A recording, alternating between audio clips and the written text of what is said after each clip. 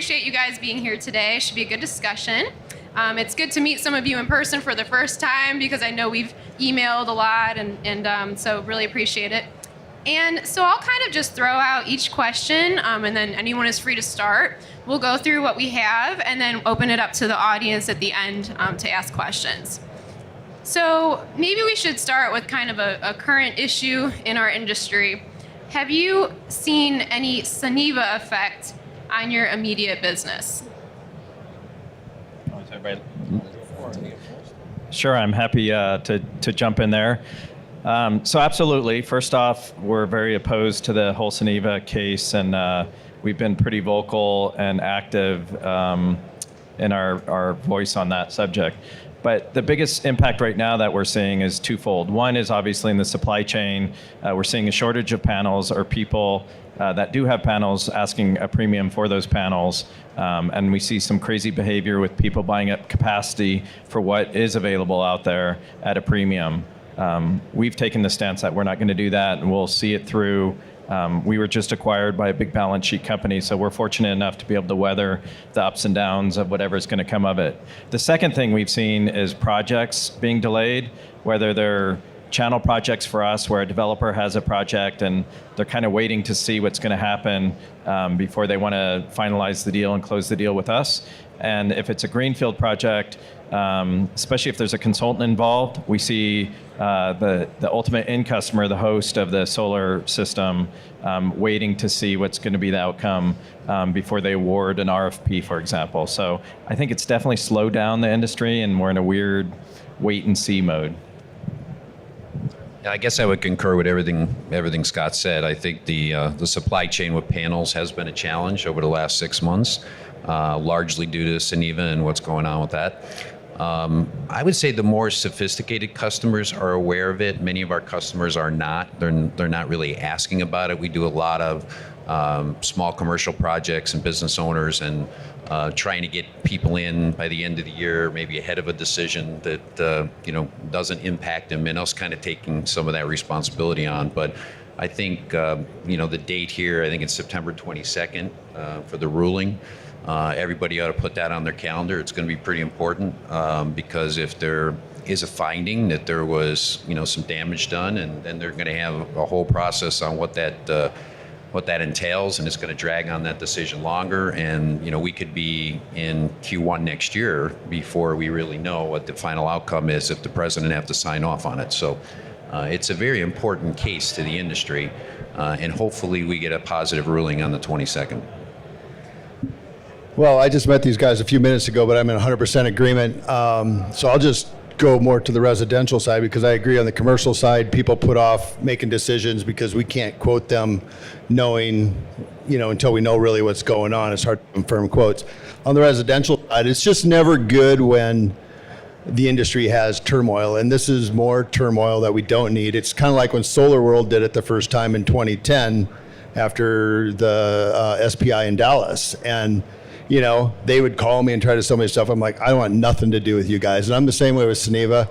I think it's a real shame. We spent the last 15 years with incentives and tax credits and all that trying to drive the price of solar down. Now to have something like this where it's only going to take the price of solar and try to raise it. And to me, it seems totally counterproductive. If they can't be competitive, then they need to get out of the market. Sounds like we're all on the same page. Excellent.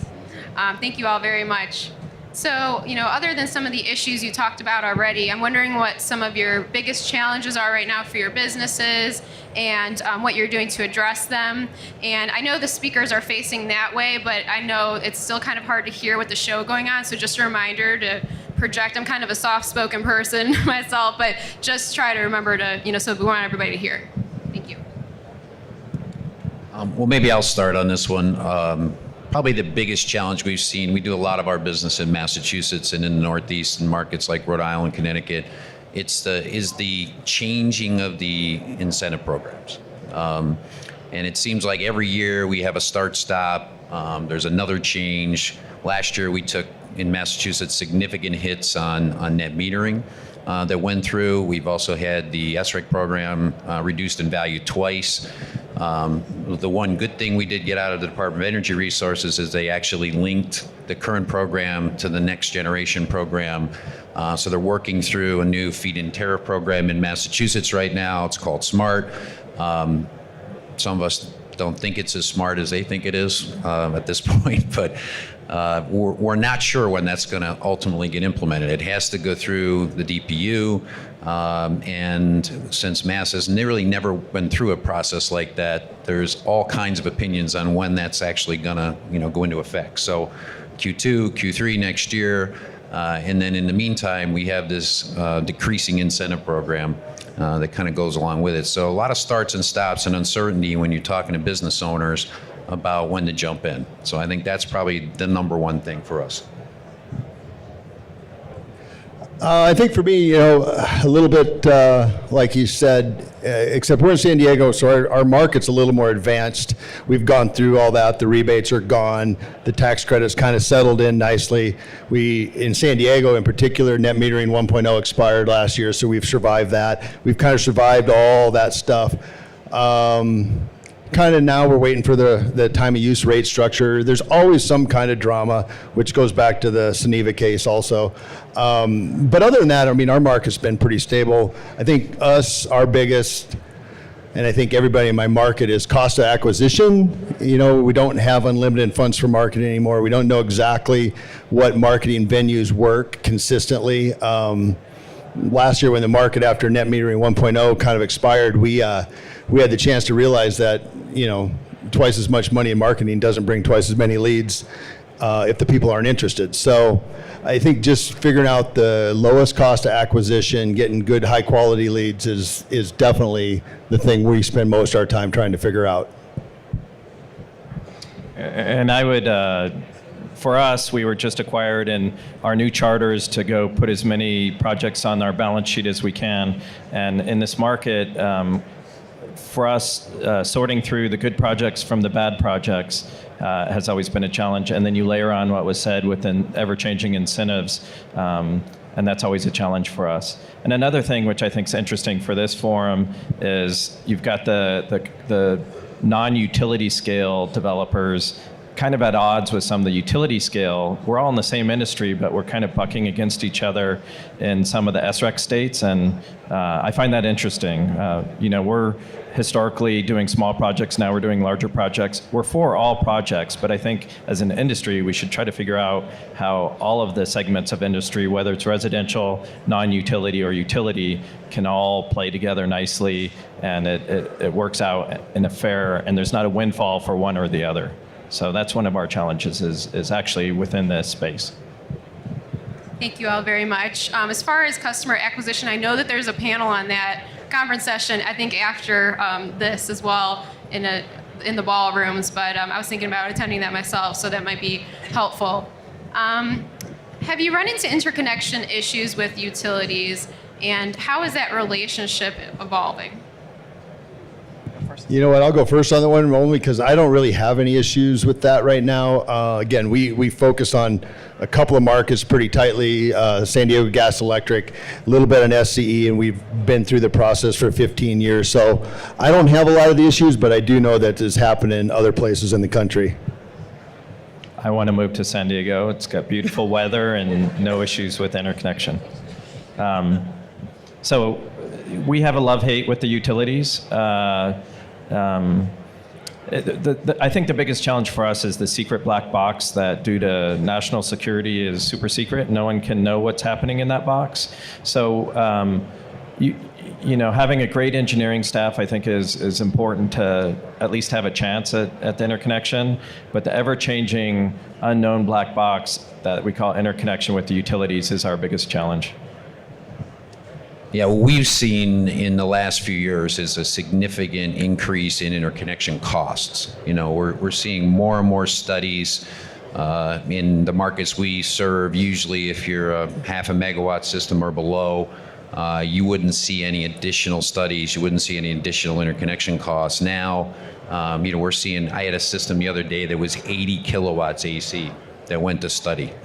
It seems kind of silly, truthfully. The length of the process could be 4 to 5 months, right, to get from front to, and that's if everything happens efficiently inside the process, which it tends not to do. A lot of the engineering work gets outsourced by our utilities. So I would say certainly in the Northeast markets, it needs work, right?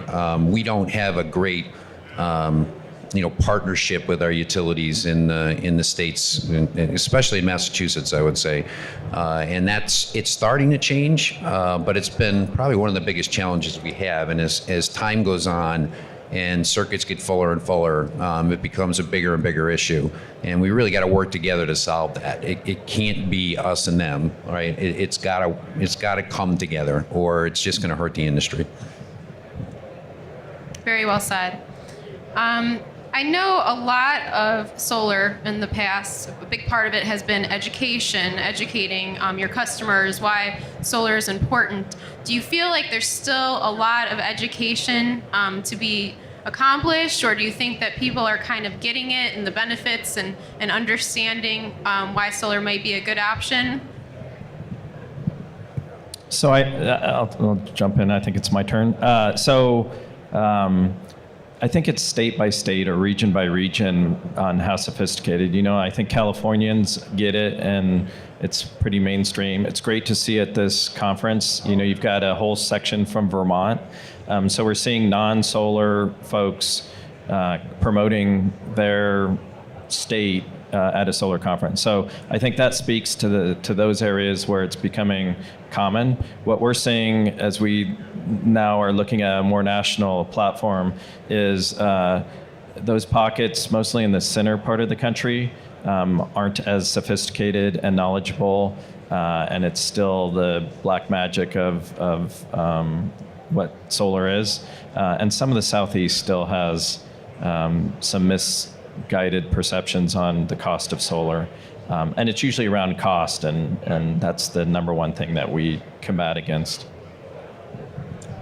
Yeah, I'll add on to that, and I think you're right on. But SEIA does a great job for us at the national level, and I think they're working on improving the work at the state level.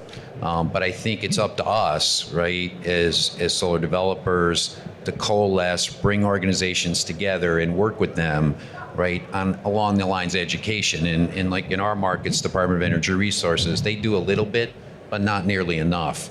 So I think get involved, get engaged, right? Bring your organizations and associations together, coalesce around a message, and get the word out. No, I agree with all that. In our particular market, we've been doing this since 1998, almost exclusively since 2002. And in the early days, that's all we did was educate. Education with the consumers probably not quite as important, because most of them have an idea or have a friend or they understand it, the basics of it. We have a lot of misinformation that comes into the market through the telemarketers and people like that. I mean, I'm on the list too. You search for solar, next thing you know, you're getting calls, and there's free solar, and there's the SDG&E is now paying for solar, I heard the other day, and all these myths. And so we spend a lot of time educating against just the hardcore salespeople. We don't like to sell solar. We just like to educate and let them make a good decision. So we used to do lots of lunch and learns and things like that to educate. Nowadays we do more webinar-based web stuff than we do actually getting out and providing meals and stuff like that. We just found it wasn't a great use of time. I could add one more thing that just popped into my head. But in early days in Massachusetts, one of our biggest challenges for our C&I customer was financing. A lot of them worked with local and regional banks. They didn't understand the incentive programs. So we spent a lot of our time educating the banking community on how to make these pencil. So if you're in an emerging market, that's something you got to go do, right? It just will help you, and it will help the market grow. Very, very good stuff. So I'm excited about this next question about storage. We've been definitely cover storage in solar power world, but we also launched another website called Energy Storage Networks, specifically dedicated to storage. So please check that out if you haven't already. And I'm just kind of wondering how the market's evolving. I think it's great that we have representatives from the residential and then also the commercial sector, C&I sector. So I know that storage is different between both of those. So really interesting to hear how you see storage evolving in both of your markets. Well, I guess I'm first. Good. So I'm not going to address the residential market. We do very, very little residential. But on the commercial side, we've had a lot of customers interested in it. We've kind of held them off and said, look, Mass is going through a whole evaluation right now. Did a state of charge study that took the better part of 2 years. They published it. They get 10 value streams. I mean, it's all starting to come together. So we think we're going to start seeing some incentives in the marketplace, solar plus storage with this new feed-in tariff. I think there's a lot of commercial customers in our market because the kilowatt hour, demand charges are very high. That's probably going to be the key application in some of our utility areas. Obviously, there's other things, resiliency, et cetera. If you're on, in front of the meter, there's a whole different value stream that's going to have to be worked out with the utilities. But for us, for a C&I group, we're going to be targeting that kind of demand shedding opportunity, I think, behind the meter. And with the incentives, I think that'll be a pretty good market for us in the Northeast. Yeah, so in our market, the storage is really coming on in the industrial space. It seems like, again, for load shedding and things like that, 30 to 50% of the time there's an opportunity to couple in storage. Commercial, churches, schools, stuff like that, maybe not as much what I'm seeing. This is not where I'm an expert by any means. On the residential side, it's certainly lots of interest. Again, like I said before, we're not a hardcore sales force. So I have a tough time walking in and telling them they got to have it. It's just not a great case for it yet. I do think it's coming. I don't know if it's a year, 2 or 3 yet, but I think as the costs come down, I'm glad people are out there pushing it and making the market. We are not. We're just kind of responding when asked. We've certainly done a bunch, but it's not like something I want to go out and try to convince everybody yet, because I got to look these guys in the face when they call later and go when they're not that happy. So Standard Solar actually built the first commercial microgrid solar plus storage that was fully funded through the PPA of the value of the solar electricity and the value of the storage, mainly in frequency response. We did that years ago, probably 3-4 years ago, and then we haven't done one since. And that was for SunEdison. But I will say we're excited about solar. I think solar looks a lot like, or storage looks a lot like solar in the early days of solar. So we're hopeful that the price curves kind of follow what happened with solar, and it'll make it very viable.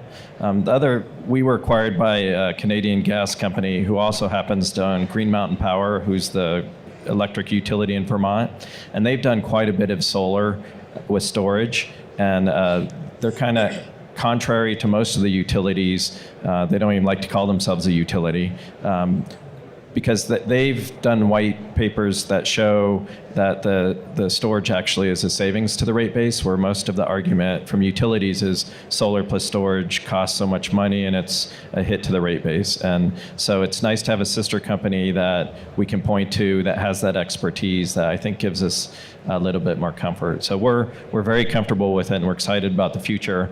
And we just need prices to come down.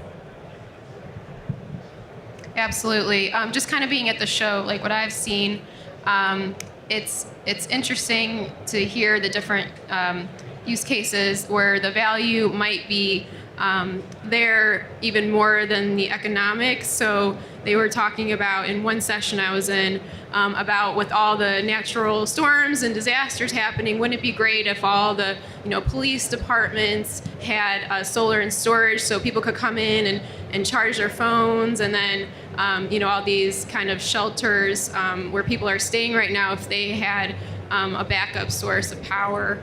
And I have talked to a couple companies who are seeing in the residential space opportunities for backup power, even more affluent customers, just like kind of how solar started, and you talked about the storage market kind of reflecting what has happened in the solar market.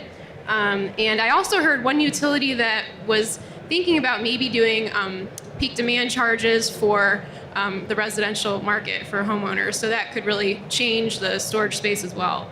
So really interesting to see what happens there.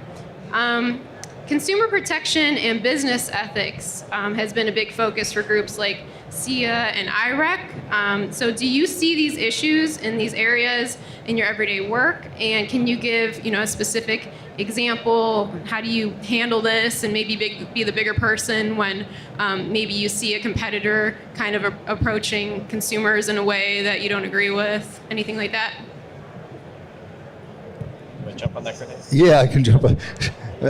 Make sure I understand the question. You want to know how do we respond to people that are not ethically pursuing customers? Right. Any consumer protection or just business ethics that issues that you might see. And then since there are a lot of myths out there about solar, I know that might be one part of it. So maybe that's coming from another company or media or anything like that. Well, I think what you're looking for, maybe for us, it's a lot about getting in front of the customer in their home. If we get in front of the customer in their home and we've got well-trained salespeople that are honest and ethical, it usually comes through. A lot of the people that are, fake rebates and gifts and scams and promising the world, typically their salespeople have not been with them that long because a lot of these companies are new and they're just kind of exploiting the marketplace. So hopefully we get to the table. If we get to the table, it's not usually a big deal. Again, there's not much you can do without being the watchdog, and it's like not who I really want to be. I mean, we'll call them out at the table, so to speak, but and just advertise that, we're not going to come knocking at your door until we're invited, stuff like that. I think it's intrusive. People get that over time. And from we got some online watchdogs, some legit, some not, but, whether it's Angie's List or Yelp or Better Business Bureau, the reality is you're going to get a bad Yelp review now and again, but if you've got lots of them and there's a theme, then people can usually tell. And if you got a lot of good ones, they can usually tell too. So it's a big part of what we do is keeping our online reputation. The more you do, the harder it is to keep it perfect. But, it's more about responding and fixing the problems than completely eliminating the problems. So we divested our residential business about 3 years ago, but I'll say this because every time I drive to work, it just drives me crazy.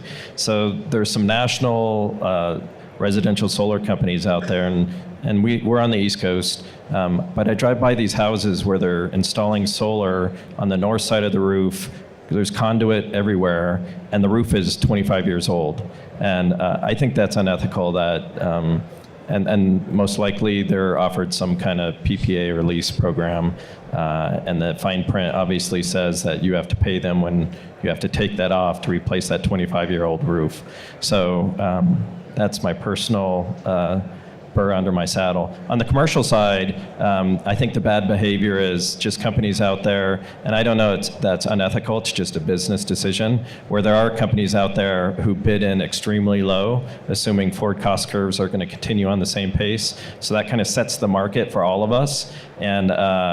And with everything that's going on, I don't know if those assumptions will come to reality. So there's a lot of stranded projects out there that will never get built. And I feel bad for the municipalities and those type of customers that have a project that's tied up for multiple years that they awarded 3 years ago, but the pricing was so ridiculous that they're never going to see the solar project built. And so they get a bad taste on solar. So that's the only thing I really could comment on the commercial side.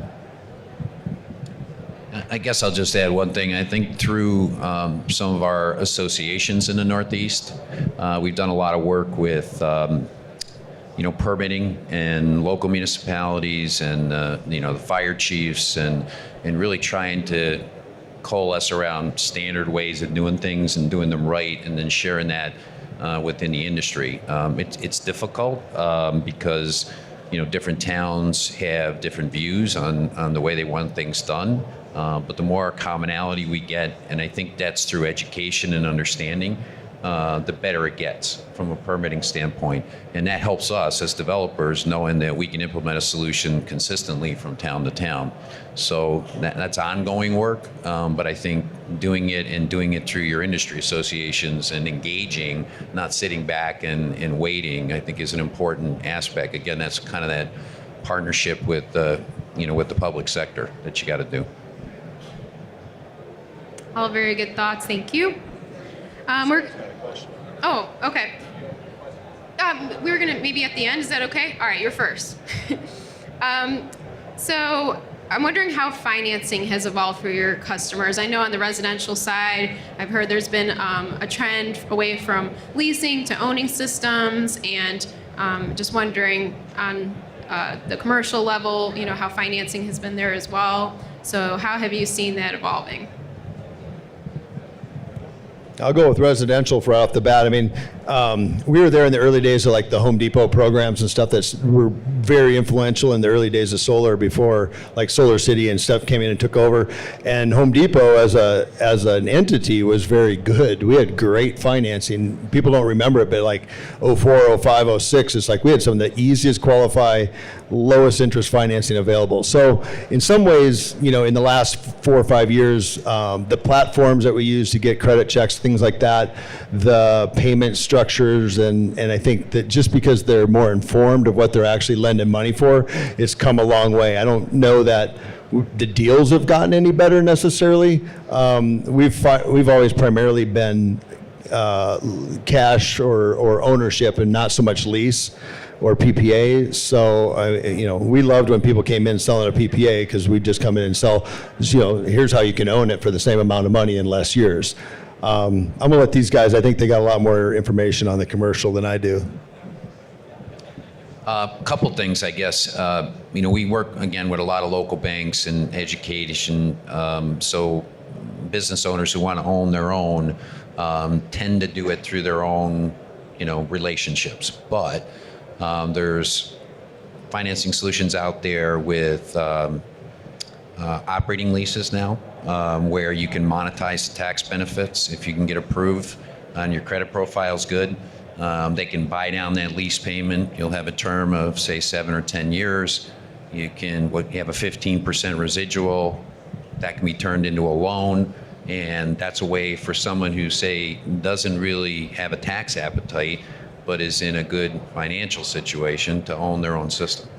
On kind of the non-for-profit side, where they can't take those tax benefits, we tend to own those systems ourselves.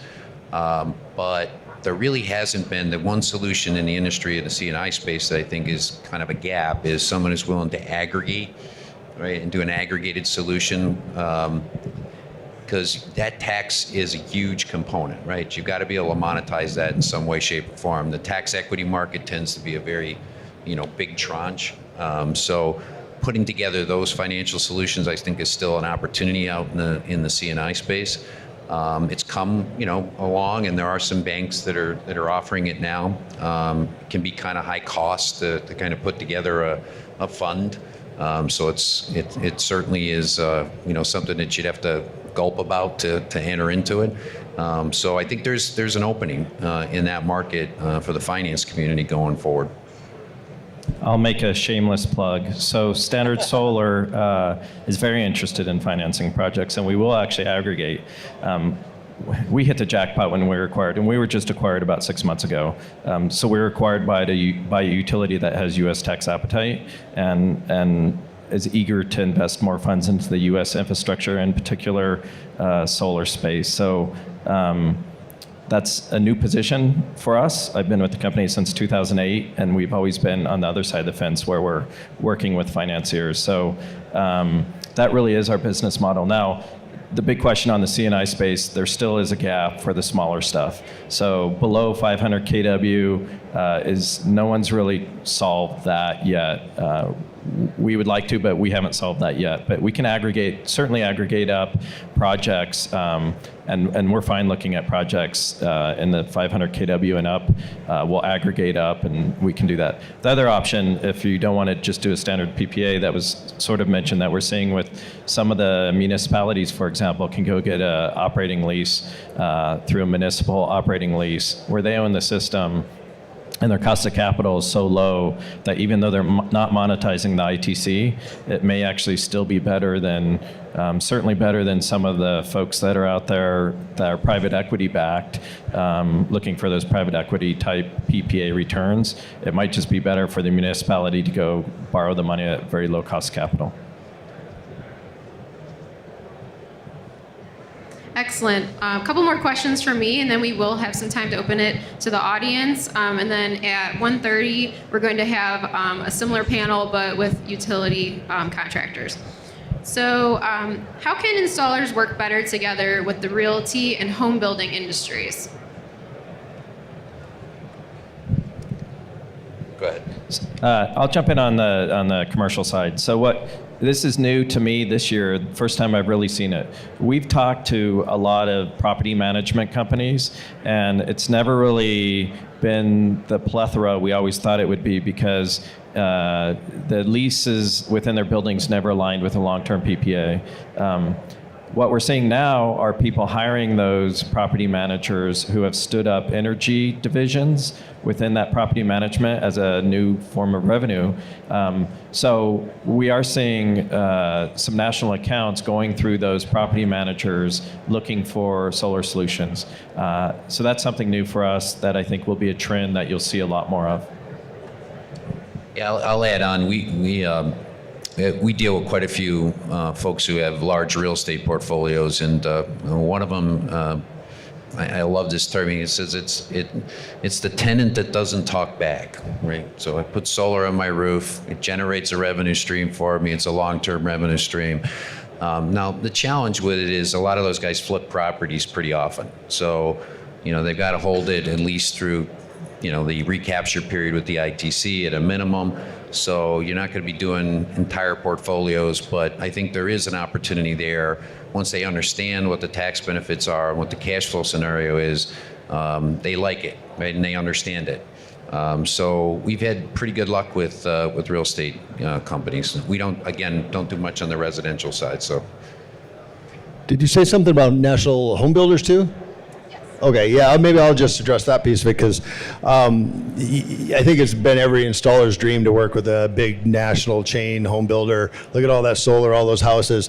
It's kind of a niche. I think, I know SunPower has a group of installers that just do that, and the kind of contractors that come in and rope 100 houses, over the week or do all that, it's very low margin, high productive, kind of long-term planning. It's what we've seen is it's better for the manufacturers to be involved with the home builder than let their local. We have never been able to be very successful in it. I've got a group of custom home builders that we work with, but that's a dozen a year at most. So it's fairly small scale.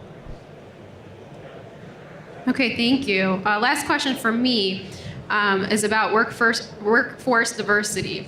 I know that Abby Hopper, SIA's president and CEO, was speaking at our gala on Sunday about the new report that came out from SIA and I believe the Solar Foundation about increasing workforce diversity. So how are you looking to do that? Is it at the forefront of some of your goals, or anyone who wants to comment on that issue? We don't have any formal goals. I'm in San Diego, so it's kind of a melting pot. I don't even see it anymore, honestly. I'll just say that when the people from CalCIA came through a year and a half ago, they were walking through the organization, and she's like, I can't believe the amount of diversity in this place. And it was just through hiring the right people that came in the door, no other motive. So I'm kind of proud of that, but yet it was just because probably the marketplace I'm in, and I tend to like good people, I don't care where they're from or what their beliefs are or color, doesn't matter. I would concur with that. I think the most important thing for us from a hiring practice standpoint is finding people with the right qualifications. And this is such a new industry that's not always easy to do when you're out looking for people who's got some experience to fulfill a job. And the onboarding process as you're a small growing company is very challenging. So I'm not sure we're as much concerned about diversity right now as we are concerned about the quality of the people and the knowledge and their expertise. And if we get diversity along with it, that's fantastic, right? But culture is another thing. You have a certain culture in your organization, and you want to hire people that fit in and are comfortable in that culture. So those are more things that I think we're focusing on in our hiring practices right now. We would love to see more diversity within our ranks. But again, we hire the best qualified candidate for the job. And I think as an industry, if we want to see more diversity, which I think would be healthy for the entire industry, we need to attract those different diversities into the industry as a whole, get them qualified, and then we'll see that natural progression up. But we're very active in supporting those industry type groups that support more diversity within the workforce. So that's how I think we best support is we're supporting those groups that are focused on attracting that diversity in. Excellent. So I think we'll do some questions for maybe about 10 minutes. I guess maybe it would work if I walk around and have them ask in the mic. So I will, you're first, so I'll go around.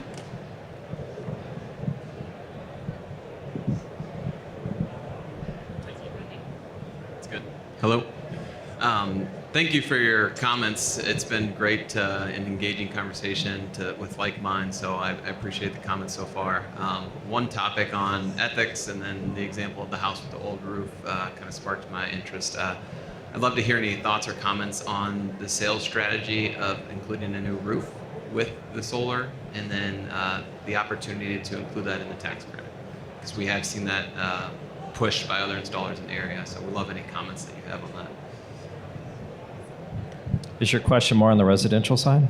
Well, I've seen it both residential. So on the commercial side, I can speak to it.